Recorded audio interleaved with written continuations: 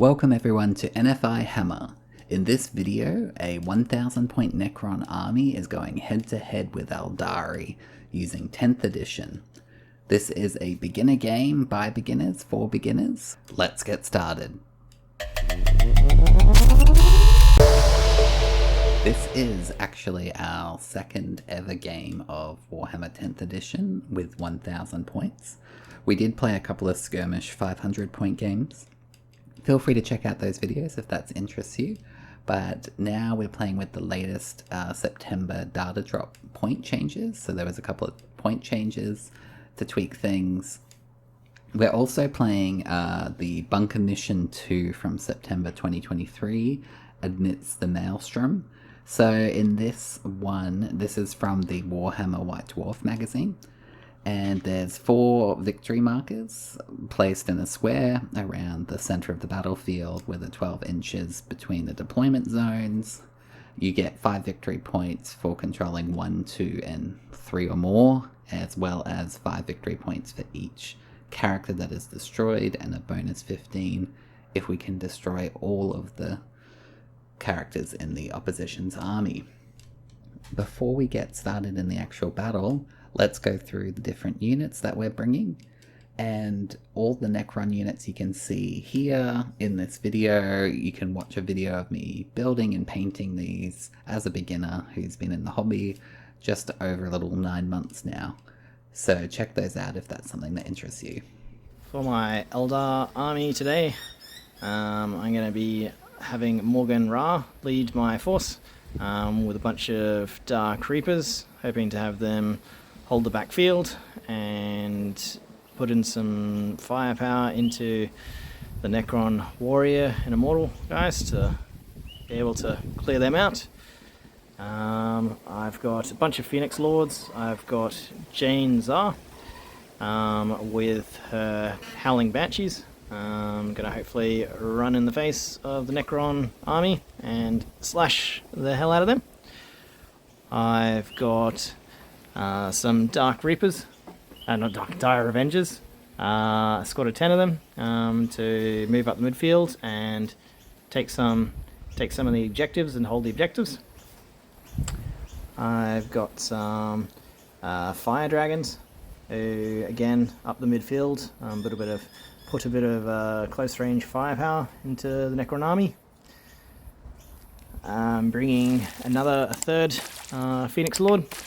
This one being the Carandrus with a 5-man squad of Striking Scorpions, similar to the Howling Banshees. Put a bit of close range melee into Necron army. I've additionally got some Rangers, a squad of 10 of them.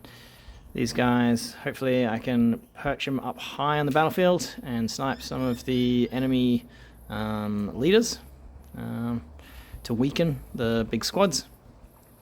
And lastly, got some Swooping Hawks to any tactical objectives. They can move around the board easily, especially with their deep strike rule. So hopefully that'll be of benefit. So that is the Eldar army for today. So for my Necron army, I am only bringing 10 Necron warriors, just because I didn't have enough points to bring 20, so that might be a mistake. But they do have 2 Crypto Thralls in that unit as well to help take some of the hits. I've also got a squad of 5 Necron Immortals. Again, I'd like to bring 10, but I don't own 10, so had to make do with 5. Leading those Immortals are a Royal Warden, so he gives them the ability to do assault weapons as well as heavy weapons, so just gives a little bit more movement when you can advance with them. And then I've also got a Technomancer that allows them to move after shooting, so hopefully that'll give those units a bit of mobility, because Necrons struggle with that. I've also got a Overlord that I'm using as a Lord, because with the latest rule adjustment they have been kind of nerfed a little bit, as well as a Chronomancer, which oh no, that's the one that does the movement. So I might actually put him with the Immortals and put the Technomancer with the Warriors. And then making his debut is the Skorpek Lord. So he's the Lord of the Skorpek Destroyers. So that'll help with the Dynasty rule to give +1 to hit. And then I've got my vehicles. So I've got a Canoptic Spider that just does some good shooting and some auras against Psychic. I've got the Reanimator that helps with the Necron faction rule of reanimation. He gives an additional D3 wounds. And finally my Doomstalker, which is kind of good for overwatching.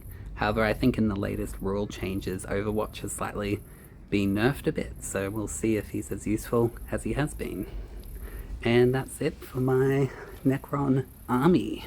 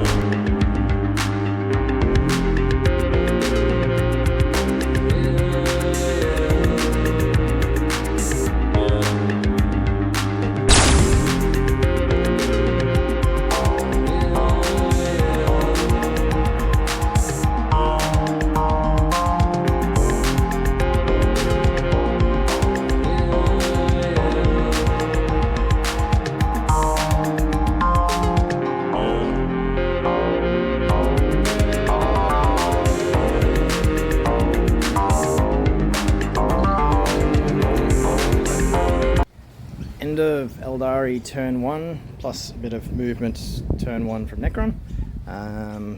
We had Swooping Hawks moved up the table and put some shots on the Corrupted Doomstalker. I think it did a couple of wounds. Two wounds, yeah, surprising. The Fire Dragons moved up just to take the objective. No shooting for them. Dark Reapers, they also took some shots at the Canoptic Doomstalker. However, I think they might have done a single wound, if that. No, I think they did 0 wounds. Yes, They were quite pathetic. Bit disappointing. The Rangers took some shots at the Necron Warriors. At the time, they didn't have any precision angles on the leaders. They just shot at the regular warriors and did 1 damage to one of the bin chickens. The Dire Avengers, they moved up on the board just to get on the objective and just held the position there. A bit of advance move. Same for the Howling Banshees. And they were just chilling there. And then finally the Striking Scorpions moved from behind cover up the board. They actually lost a guy to the Doomstalker doing Overwatch, and then they charged in and managed to do an additional 4 wounds, take 4 wounds off the Doomstalker, bringing him down to 6. And that's the end of Aeldari Turn 1.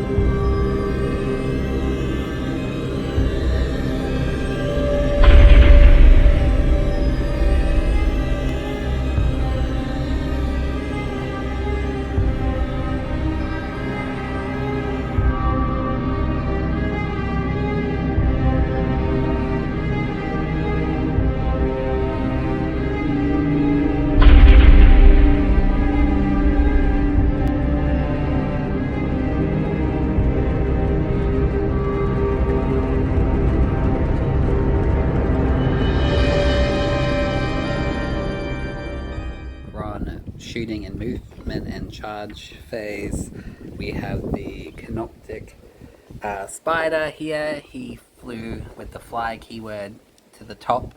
He got overwatched and lost 3 wounds, but he was able to shoot the units on the other side. What ranges? Rangers that were chilling on this building, and killed quite a few of them with his dual particle beamers. Then the Necron Lord and Chronomancer were able to shoot them with their staff and kill the remaining ones. And they also have the ability to move an additional 5 inches after shooting, so they've just pushed up a bit further on the objectives there. I think these guys helped out as well, shooting the Immortals and the Technomancer, sorry. Then on this side, the Doomstalker shot at the units on the objective marker here and managed to kill one of them. And then the Scorpec Destroyers and Lord charged in using their ability, did 2 mortal wounds immediately, and then on the fight phase they just wiped out the rest of the units. So there's now 2 destroyed units, and this one's lost 1, and that's the end of Necron turn 1.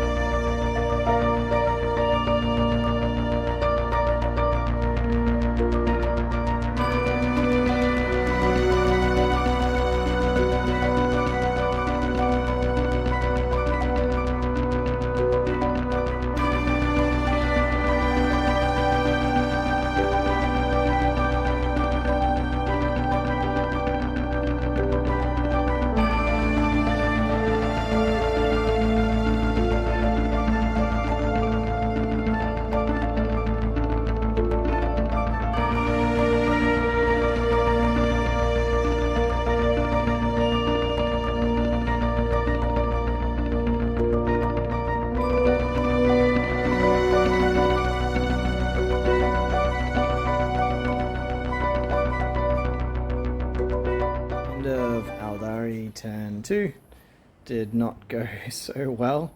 I started off by bringing the Swooping Hawks down in the backfield of the Necrons, and they were able to put some shots in and destroy the spider. That was after the Dire Avengers shot at the spider. Only turned out a few of them were in range, and they didn't really, I think they took off 1 wound, maybe. The fire dragons thought I'd be nifty. I moved them forward off the objective to come around the side to shoot at the Scorptic Destroyers, but it turns out I hadn't measured correctly, and only the fire pike was in range, and it barely, actually, so instead I shot the fire pike at the Doomstalker, but failing to, the wound went through, but the save was made. So that was, and then I fire and faded them back, so that was a waste of a command point. The Dark Reapers, I shot at the Scorpic destroys, and was able to kill one and take off one wound, although he's kind of already brought him back at the start of the Necron phase. Had some success with the Howling Banshees, so they came around the side of the building to attack the Necron warriors, and they were able to get a couple of wounds. So they sort of killed the 2 bin chickens and another one, although those have just come back at the start of the Necron phase, so kind of like they did nothing. And I lost 3 of the Howling Banshees in the death thralls of those bin chickens. So not very effective Aeldari turn 2.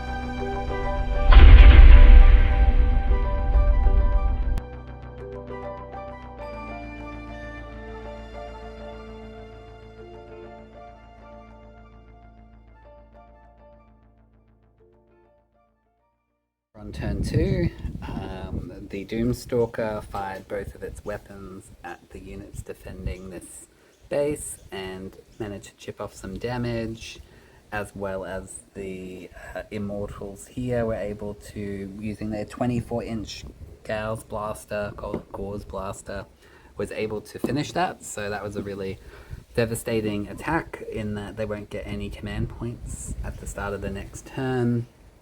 The Royal Warden here was able to, with their 24-inch cannon, take off one of the Swooping Hawk units.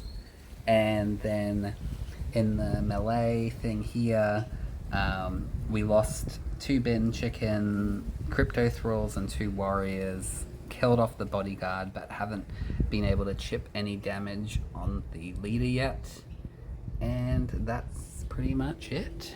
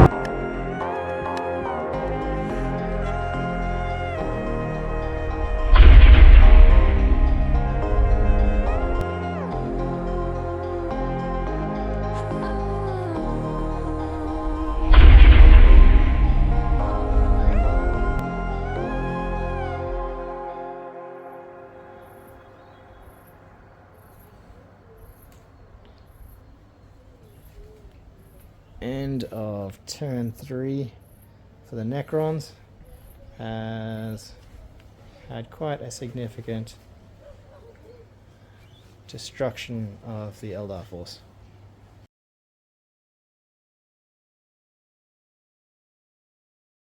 The Necrons were able to lock down 3 of the objectives, even with a little toe on the second objective here with the Doomstalker, and was almost 1 wound away from killing another character. So at this point it was sort of impossible for the Aeldari to come back.